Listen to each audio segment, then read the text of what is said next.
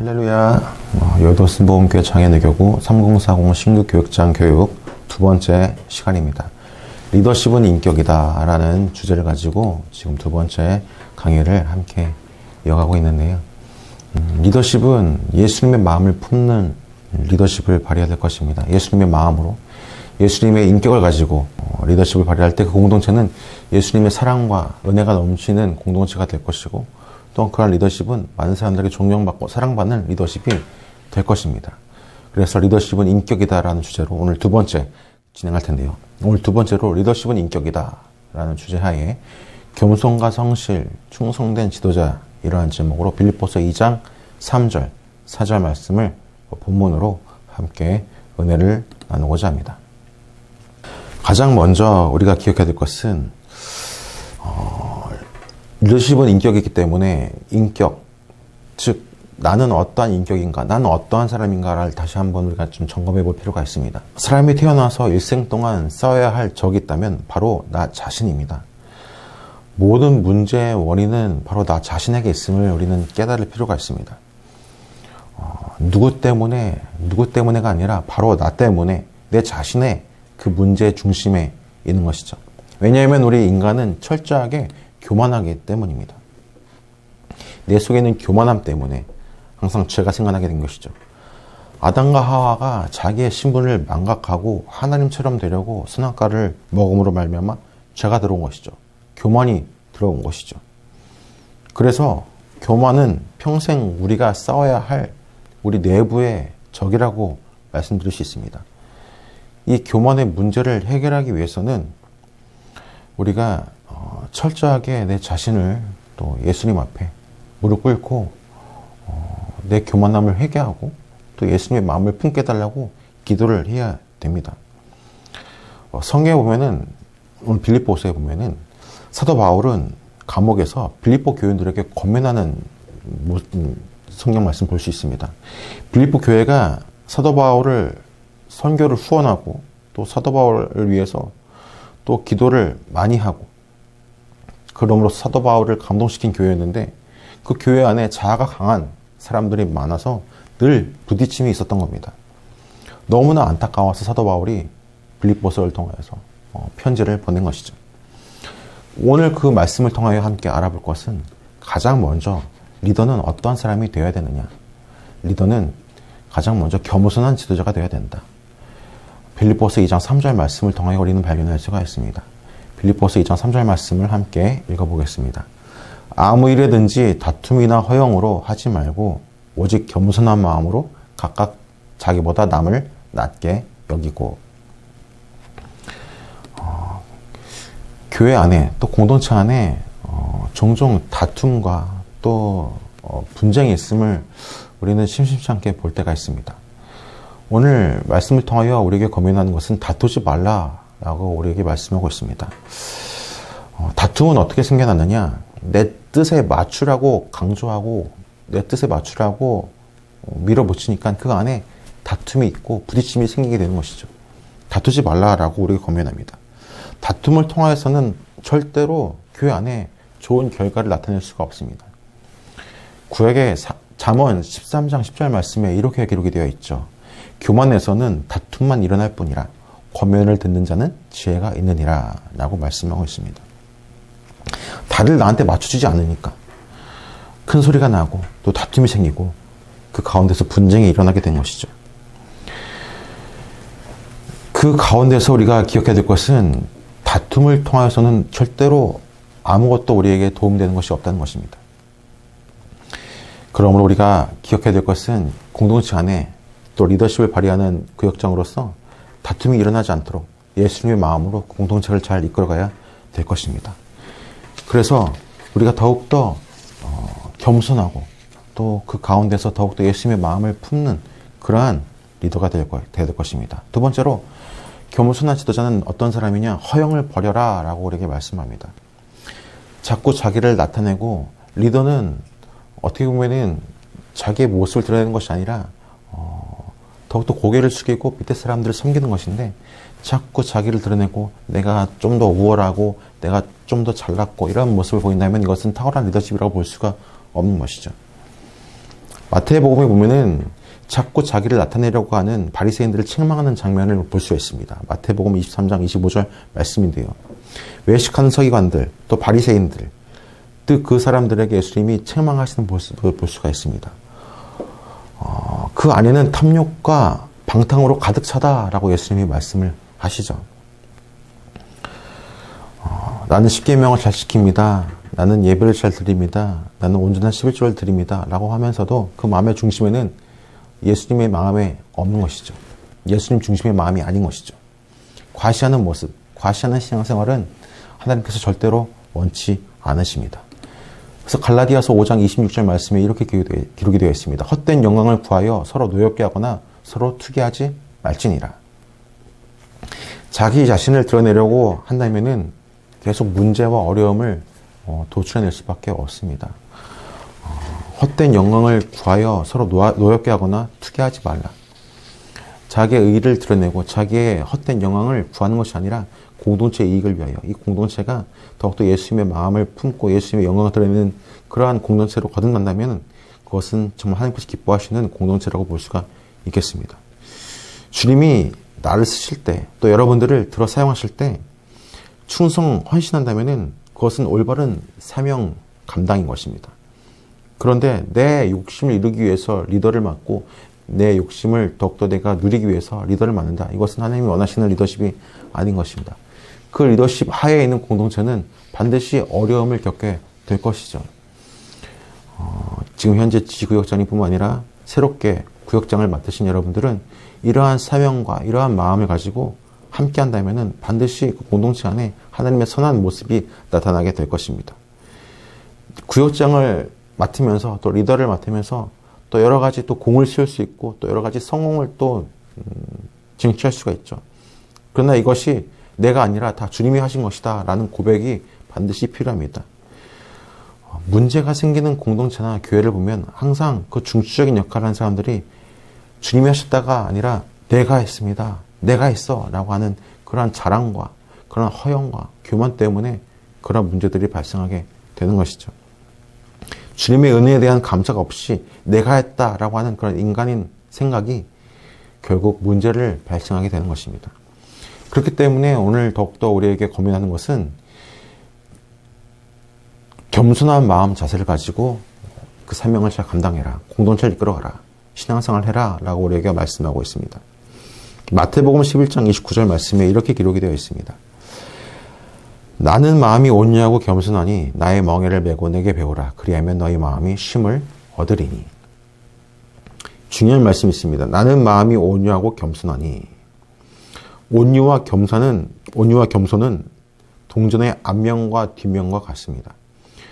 온유는 부드러운 마음이고 겸손은 낮아지는 마음인데 그 부드러운 마음 또 낮아지는 마음 계속해서 낮아질 때마다 그 부드러운 마음 가운데 사람들을 섬길 수가 있는 것입니다. 교회라는 곳은 섬기는 것입니다. 교회는 내가 받는 것이 아니라 섬기는 것입니다. 물론 은혜를 받지만 그 은혜를 받음으로 말미암아서 또 많은 사람들에게 은혜를 또 흘러보내는 곳이 바로 교회이며 교회 공동체인 것입니다. 내가 공동체 안에서 내가 교회 안에서 군림하고 내가 이것을 내가 다스린다고만 한다면은 결국 상처만 입히게 되는 것입니다. 잘 섬기며 또 존경받고 하늘의 큰 상을 받는 것, 이것이 우리가 해야 될 역할이고 또 구역장의 사명인 것입니다. 마음이 온유하고 겸손하니 나의 멍에를 메고 내게 배우라. 그러면 너의 마음이 쉼을 얻고 평안함을 얻을 것이다. 섬기면 마음이 평안하다라고 우리에게 말씀하고 있는 것입니다. 섬김을 통하여 예수님의 마음을 갖게 되고 섬김을 통하여 예수님이 이러한 우리에게 메시지를 주시는구나라고 또 깨닫게 되는 것이죠. 예수님의 제자들이 마지막 순간까지 이런 것들을 깨닫지 못했습니다. 예수님은 곧 십자가에 달리실 것인데 제자들은 서로 누가 높아지느냐, 서로 누가 예수님의 오른쪽 왼쪽에서 군림하느냐 이것만 생각했지 예수님의 마지막의 모습을 전혀 생각지 못했던 것이죠. 그래서 마태복음 20장 26절에서 28절 말씀에 이와 같은 말씀이 나옵니다.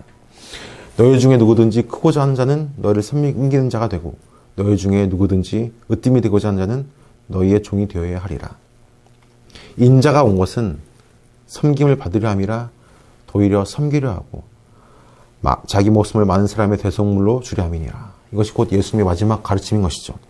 예수님의 마지막 가르침. 이 마지막 가르침, 이 말씀으로도 제자들이 깨닫지 못하니까 예수님이 행동으로 보이십니다. 바로 예수님의 발을 씻으시죠. 십자가 달리시기 마지막 그 전날 밤 제자들의 발을 씻으십니다. 예수님의 발을, 무릎을 꿇고 그 제자들의 그 더러운 발을 씻으시죠.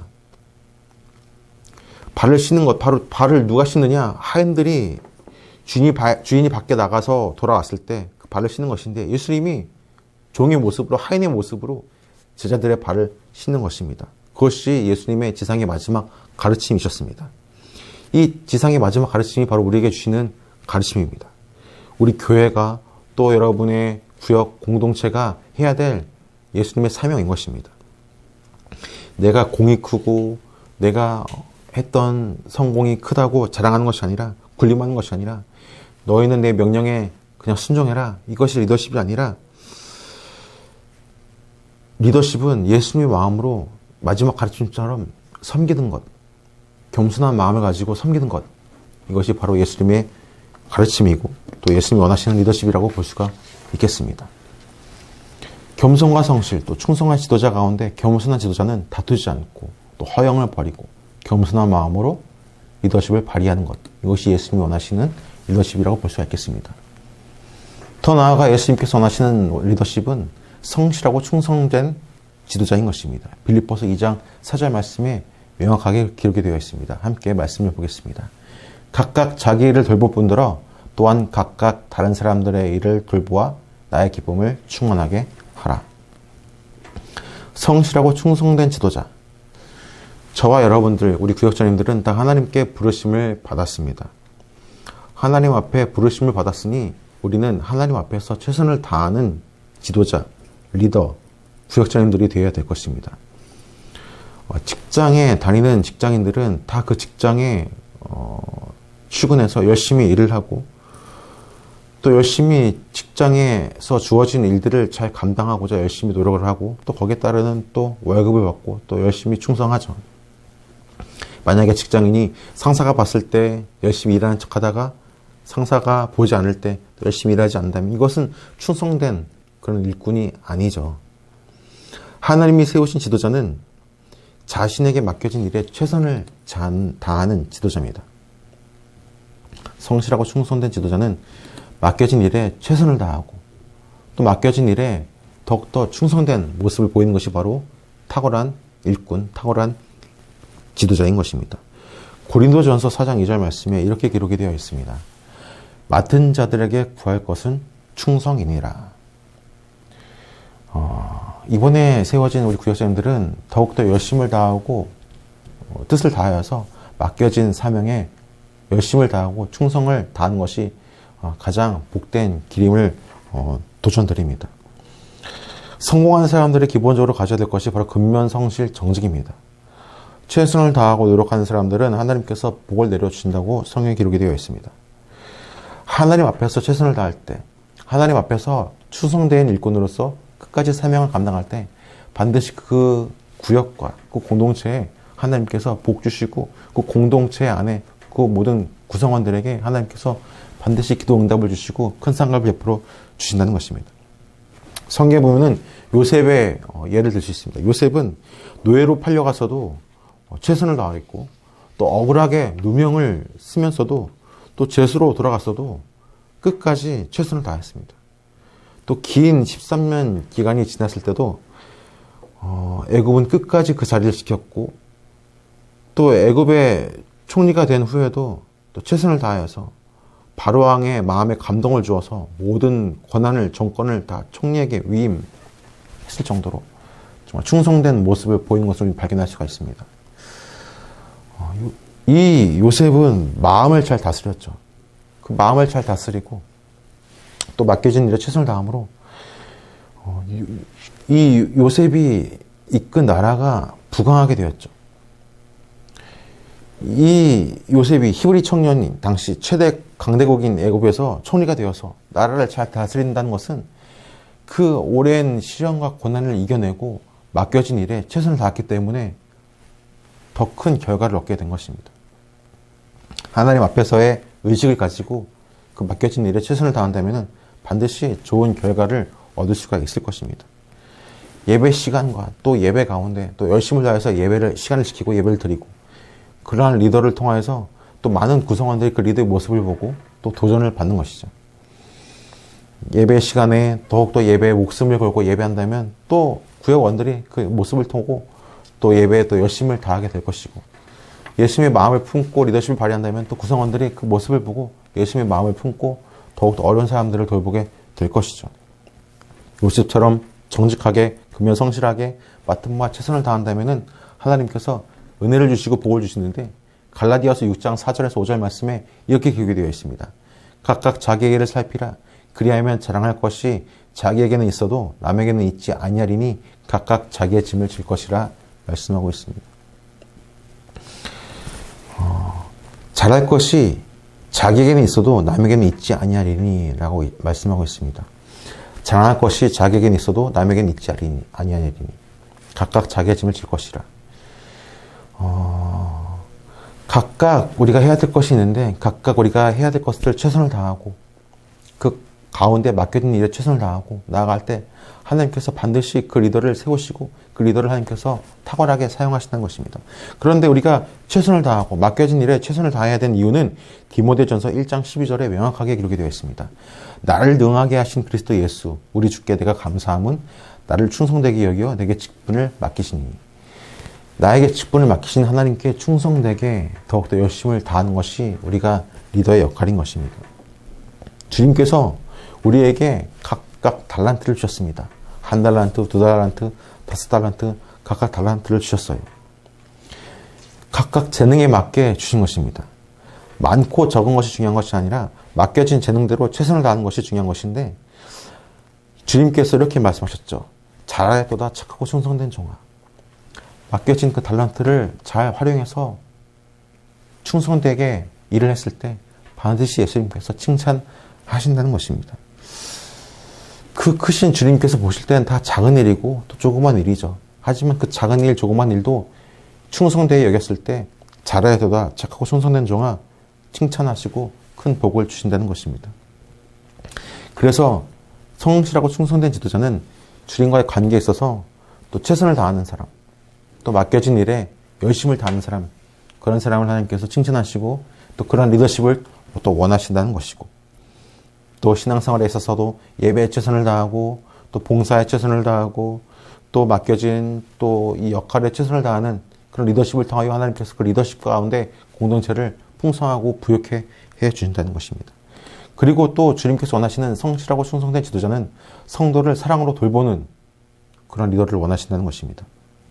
나 자신이 나 혼자 열심을 다하는 것이 아니라, 물론 열심을 동반하는 그런 열심 가운데 또 성도를 사랑으로 돌봐라 라고 우리에게 고면하고 있습니다. 나 자신이 하나님께 최선을 다할 뿐 아니라 자기 일을 돌볼 뿐더러 각각 다른 사람들의 일을 돌보는 것. 예수님께서 먼저 몸보이신 것은 예수님 자신을 희생하셔서 모든 것을 다 내어주신 것입니다. 그렇기 때문에 예수님의 마음을 본받아서 예수님의 모습을 본받아서 우리도 우리 주위에 소외되고 병들고 문제 있는 사람들을 돌보는 것이 바로 우리 리더의 역할, 우리 한 사람 한 사람의 역할이라고 볼 수가 있겠습니다. 그래서 우리는 성숙한 그리스도인으로서 성숙한 리더십을 바탕으로 이제 나눠주는 리더십을 발휘해야 될 것입니다.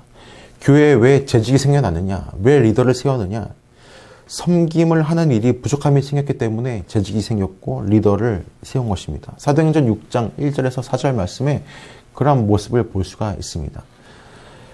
사도행전 6장 1절에서 4절 말씀에 그때 제자가 더 많아졌는데 헬라파 유대인들이 자기의 과부들이 매일의 구제에 빠짐으로 히브리파 사람을 원망하니 12사도가 모든 제자를 불러 이르되 우리가 하나님의 말씀을 제쳐놓고 접대를 일삼는 것이 마땅하지 아니하니 형제들아 너희 가운데서 성령과 지혜가 충만하여 칭찬받는 사람 7을 택하라.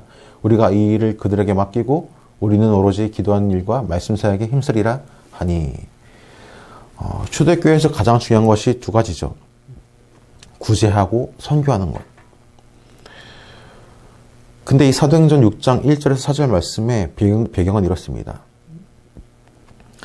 사도들이 이것을 놓친 것이죠. 왜 구제가 빠졌느냐? 헬라파 과부들은 외국에 살다가 들어와서 말이 잘 안 통하는 사람들이었어요.